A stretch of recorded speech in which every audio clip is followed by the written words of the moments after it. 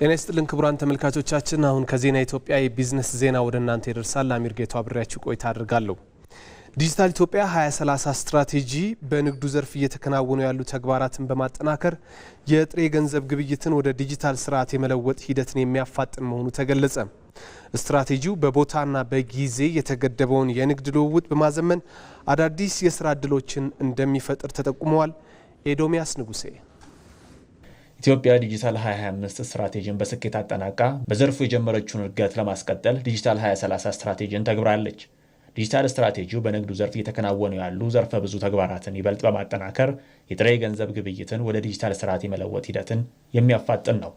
በአብዛኛው ካሽ ላይ ተንተራሰ የንግድ ስርዓታችን ወደ ዲጂታል ተቀይሯል። ኢትዮጵያ በየዓመቱ ካሽ ለማሳተም በ100 ሚሊዮን ዶላር ታወጣለች። ምክንያቱም የኛ ካሽ ከታተመ በኋላ የአያያዝ ስርዓታችን ችግር ስላለበት እንደምታውቁት ቶሎ ያ ገንዘብ አውት ኦፍ ኦርደር ይሆናል። አዳዲስ ብሮች ካልታተሙ በስተቀር በነበረን ካሽ መገበያየት አንችልም። አሁን ዲጂታል የግብይት ስርዓቱ የካሹን ኦቨርቴክ በማድረጉ ብቻ በርካታ ሀብት ቀንሷል ለሀገራችን ማለት ነው። ይህ ፔመንት ሲስተም ግን በሁሉም ሴክተር አሁን ደግሞ ከሎካልም ወጥቶ ኢንተርናሽናሊም ተአማኒ የሆነና ለመገልገል የሚያስችል መሆን አለበት። አንድ ሰው እዚህ ሆኖ ከሌላ ሀገር የሚገዛው ዕቃ ካለ በዲጂታል ፔመንት ሲስተም መግዛት የሚችልበትን ስርዓት መፍጠር ያስፈልጋል። የዲጂታል 2030 ስትራቴጂ አካል የሆነው ዲጂታል ግብይት ስርዓት በቦታና በጊዜ የተገደበውን የንግድ ልውውጥ በማዘመን አዳዲስ የስራ ዕድሎችን እንደሚፈጥር ይገለጻል። በጥቃቅን ደረጃ ጥቃቅንና አነስተኛ ገበያዎች ወይም ባለሀብቶች የሚሳተፉበት በስፋት በሀገር ውስጥ ብቻ ሳይሆን ሳይገደቡ አጠቃላይ ማርኬቱን ግሎባሊ አክሰስ ማድረግ የሚችሉበት ሁኔታ የሚፈጠር ነው። ስለዚህ አንደኛ ነገር የትኛውም ነጋዴ ጥቃቅንና አነስተኛ ሆነ በየትኛውም ደረጃ ያለ የዓለምን ገበያ አክሰስ ያደርጋል። ያ ብቻ አይደለም፣ የትኛውም ደግሞ ሸማች እንደዚሁ ሳይገደብ ከዓለም ዙሪያ መግዛት ይችላል ማለት ነው። ስለዚህ በጊዜና በሰዓት ተገድቦ የነበረው አጠቃላይ የግብይት ስርዓት ይቀየራል። ከዚህ በፊት እንደምናስበው አይነት ንግድ የዛ አይነት ኮስት እየኖረው አይሄድም። በዚህ ፕሮሰሱ ደግሞ ሰፋፊ የስራ ዕድሎች በተለይ ከዴሊቨሪ ጋር፣ ከፓኬጂንግ ጋር፣ ከኳሊቲ አሹራንስ ጋር የተለያዩ የስራ ዕድሎችን የሚፈጥር በአጠቃላይ ደግሞ የዲጂታል ኢኮኖሚም በተለየ መልኩ በውስጥ የሚያደርገው ይሆናል። በንግድ ስርዓት ውስጥ ያሉ አላስፈላጊ ሰንሰለቶች በኑሮ ውድነትና በዋጋ መናር በኩል የሚያስከትለውን ተጽዕኖ በዲጂታል ግብይት ስርዓት ማስቀረት እንደሚቻል የተናገሩት ጠቅላይ ሚኒስትር አብይ አህመድ ለዚህም ዘመን ገበያን በማሳያነት ጠቅሰዋል። ዘመን ገበያን እንደ ኤግዛምፕል ብንወስድ በየዓመቱ በሚመጡ በዓላት ከዚህ ቀደም የነበረው የበግ ዋጋ ወይ ሽንኩርት ዋጋ ወይም የሆነ ኮሞዲቲ ላይ ንግድ ስርዓቱ መሀል ላይ ባሉ ሰዎች ይፈጠር የነበረውን አነሰሰሪ የዋጋ ውድነት በከፍተኛ ደረጃ ቀንሷል። ፈላጊና ሻጭ በቀጥታ ያገናኛል። ዘመን ገበያን ብናስፋፋ በየቦታው ስቶሬጅ ቢኖረን 1 ሊትር ውሃ ከሚያወጣው ዋጋ በላይ እንዳይሸጥ ለመከላከል ያስችላል እና ዲጂታል ፔመንት ሁለተኛው ክሪቲካል ኢንፍራስትራክቸር ነው። ምቹ የንግድ ምህዳር ከመፍጠር ጎን ለጎን ጠንካራና የተቀላጠፈ የታክስ ስርዓት በመዘርጋት ሂደትም ስትራቴጂው በርካታ ጥቅሞች እንደሚያስገኝ ተጠቅሷል። 58,000 በላይ በራሱ እንዲያሳውቅ አድርገናል መሰለኝ። እነዚህ በሙሉ በኤሌክትሮኒክ ዘዴ እያሳወቀ ያለ የፌዴራል ግብር ከፋይ ነው ማለት ነው። እነዚህን ሲስተሞችና ስርዓቱን በማዘመናችን ከታክስ ስርዓቱ ውጭ የሆኑትን ወደ ታክስ መረቡ እንዲገቡ እናደርጋለን። አሁን ያለውንም አሰባሰባችንን እናሳድጋለን። አሁን ያቀድነውን የትሪሊየን ጉዞም አሳክሰን ብዙ ትሪሊዮኖችን በ2030 እንደምናሰማ ተስፋ እናደርጋለን ማለት ነው። ዲጂታል 2030 ስትራቴጂ የኢኮሜርስ ስርዓትን ዘመናዊ በማድረግ የሀገሪቱን ዓለም አቀፍ የንግድ ተወዳዳሪነት ያሳድገዋል ተብሎም ይጠበቃል። ከመጪው ጥር 23 2018 ዓ.ም በኋላ ለአንድ ጊዜ ብቻ ጥቅም ላይ የሚውሉ የፕላስቲክ ከረጢቶችን በሚያመርቱና በሚጠቀሙ ላይ የሕግ ተጠያቂነት ድንጋጌዎች ተፈጻሚ እንደሚሆኑ ተገለጸ። ለአንድ ጊዜ ጥቅም ላይ የሚውሉ የፕላስቲክ ምርቶች ክልከላን የሚደነግገው አዋጁ በሕዝብ ተወካዮች ምክር ቤት ከጸደቀበት ከሐምሌ 2017 ጀምሮ የ6 ወራት የሽግግር ወቅት መቀመጡ ይታወቃል። አዋጁ ተግባራዊ ሊደረግ መቃረቡን ተከትሎ በፕላስቲክ ከረጢት ምርቶች አሁናዊ ሁኔታ ዙሪያ የአካባቢ ጥበቃ ባለስልጣን ከባለድርሻ አካላት ጋር ውይይት እያካሄደ ነው። እዚህ ጉዳይ ላይ እንቆያለን። ክቡራን ተመልካቾቻችን ውይይቱን እየተከታተለች የምትገኘው ባልደረባችን ኤዶም አማረ ተጨማሪ መረጃ ልታደርሰን በቀጥታ መስመራችን ላይ ትገኛለች። እንደምን ዋልሽ ኤዶም። እስኪ በአዋጁ ተፈጻሚነት ላይ በሚደረገው ውይይት የተነሱ ዋና ሀሳቦች ምንድናቸው? ከተወያዮቹ የተነሱ ሀሳቦች ወይም ጥያቄዎችና ግብረ መልሶች ምን ይመስላሉ የሚለውን እስኪ መረጃ አስጭን።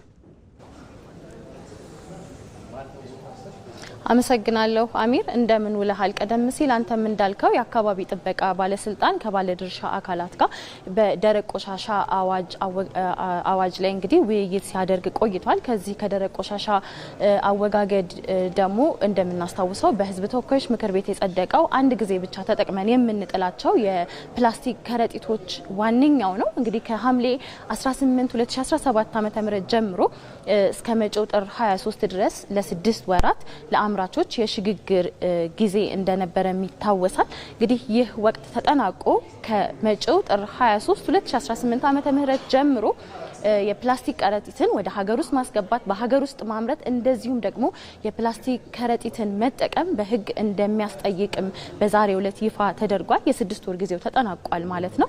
እንደምናውቀው እንግዲህ የፕላስቲኮች አንድ ጊዜ ብቻ ተጠቅመን የምንጥላቸው የፕላስቲክ ከረጢቶች አካባቢን ይበክላሉ፣ ብሎም ደግሞ ከብቶች የሚበሏቸውና ለሞትም የሚዳረጉበት ሁኔታ አለ ማለት ነው።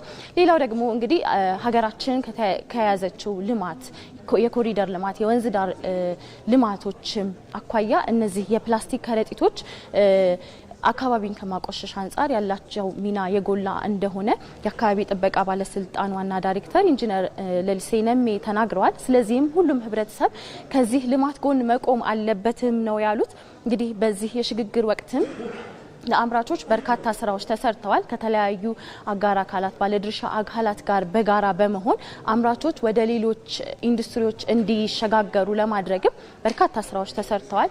ለምሳሌ ብናነሳ ባንኮች ለነዚህ አምራቾች ብድርን እንዲያመቻቹላቸው የሚደረግበት ሁኔታ፣ የጉምሩክ ኮሚሽን ደግሞ እነዚህ አምራቾች ወደ ሌሎች ምርቶች ለመሸጋገር ቴክኖሎጂውን ለማስፋት በሚፈልጉበት ወቅት ከውጭ የሚያስገቧቸውን እቃዎች ከቀረጥ ነጻ እንደዚሁም ደግሞ ሌሎችንም አይነት ድጋፎች እንዲያደርጉላቸው፣ የኢንዱስትሪ ሚኒስቴር ደግሞ ለነዚህ አምራቾች የተለያዩ ድጋፎችን እንዲያደርግላቸው የተመቻቸበት ሁኔታ እንዳለ ተናግረዋል። እንግዲህ ከአምራቾች ጋርም ሰፊ ውይይት እስካሁን ሲደረግ እንደቆየም ተናግረዋል። በዚህ የ6 ወር ጊዜ ውስጥ አብዛኞቹ የፕላስቲክ ከረጢትን ያመርቱ የነበሩ አምራቾችም ወደ ሌሎች ስራዎችም እንደተሸጋገሩ ኢንጂነር ሌሊሴ ነሜ በውይይት ወቅት ተናግረዋል። ከተለያዩ አካላት እንግዲህ አንተም ቀደም ሲል እንዳነሳው የተነሱ ሀሳቦችም ነበሩ።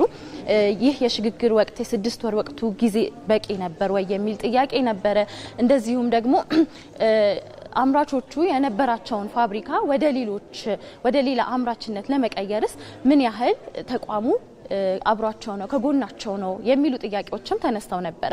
እንግዲህ ለዚህ ምላሽ የሰጡት ኢንጂነሯ አምራቾቹ ወደ ሌሎች ምርት በሚሸጋገሩበት ጊዜ በተቋሙ የሚያስፈልጋቸውን ሁሉንም አይነት ድጋፍ ማግኘት እንደሚችሉ ከሌሎች ባለድርሻ አካላት ጋርም በጋራ እየሰሩ እንደሆነም ተናግረዋል።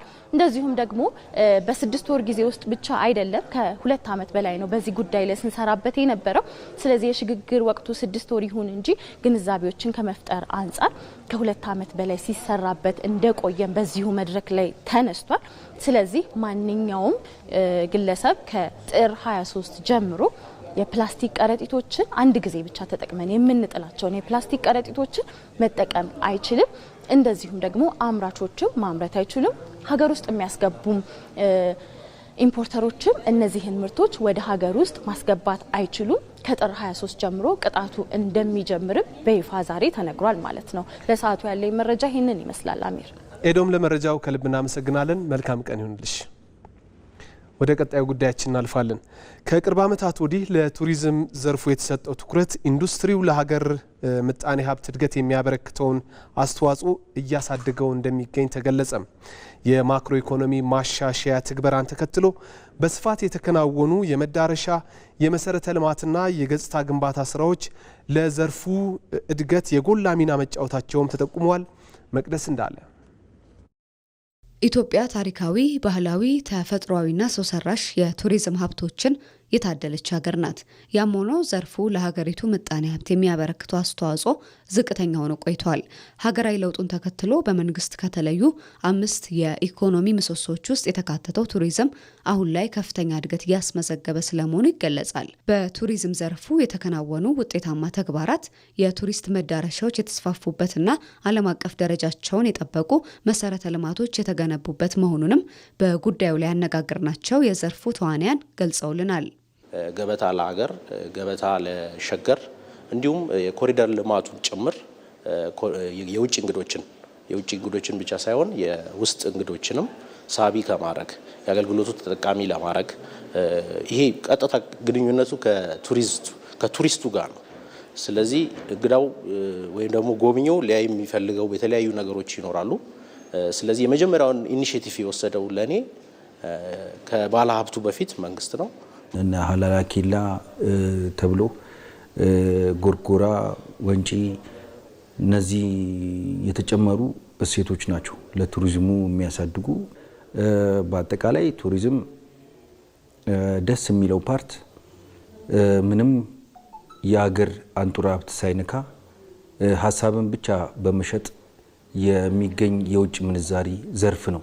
በዘርፉ የተደረጉ ማሻሻያዎች ተሸፍነው የነበሩ ሀገራዊ ሀብቶች እንዲወጡ በማድረግ የኢትዮጵያን አስደናቂ ውበት የገለጡ መሆኑን በቱሪዝም ሚኒስቴር የስትራቴጂክ አማካሪ የሆኑት ቴድሮስ ደርበው ያብራራሉ። የቱሪዝም ገቢን ከማሳደግ አንጻር እየተሰራ ያለው እነዚህ የመዳረሻና የመሰረተ ልማት ስራዎች በቀጥታ ጎብኚው ወደ ሀገራችን እንዲመጣ ጎብኚው ካሁን በፊት ኢትዮጵያ የምታቀርባቸውን የቱሪዝም ምርቶች ቱሪዝም ፕሮዳክትስ በተለይ ዳይቨርሲቲውን ሰፋ ባለ መንገድ ከተወሰኑ ጥቂት ቦታዎችን ከማየት ወደ ሰፊ አማራጭ ማቅረብ የቱሪዝምን አድማስ በአይነትና በጥራት በማስፋትና እንደ ሃይኪንግና ንግድ የመሳሰሉ ተግባራትን በማካተት የጎብኚዎችን ቆይታ ለማራዘም የተሰራ መሆኑም ተገልጿል። የቱሪስቱ ደግሞ ኤክስፔሪየንስ ማድረግ ነው የሚፈልገው።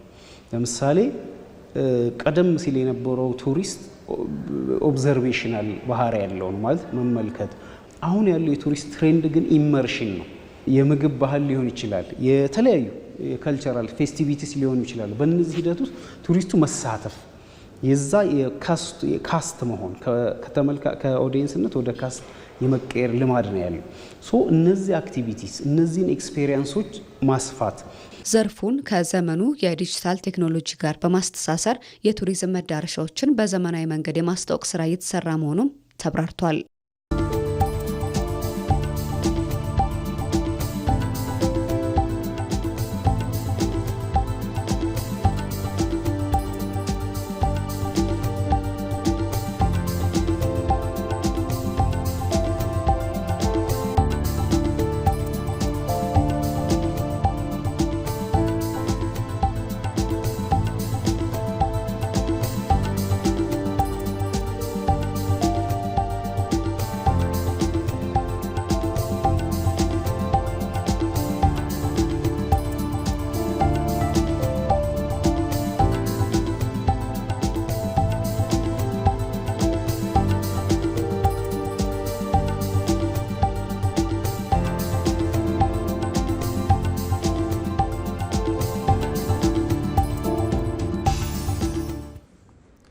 ክቡራን ተመልካቾቻችን የሰዓቱ የቢዝነስ ዜና በዚሁ አበቃ። ስለተከታተላችሁን ከልብ እናመሰግናለን። በያላችሁበት ጥሩ ቀን ይሁንላችሁ።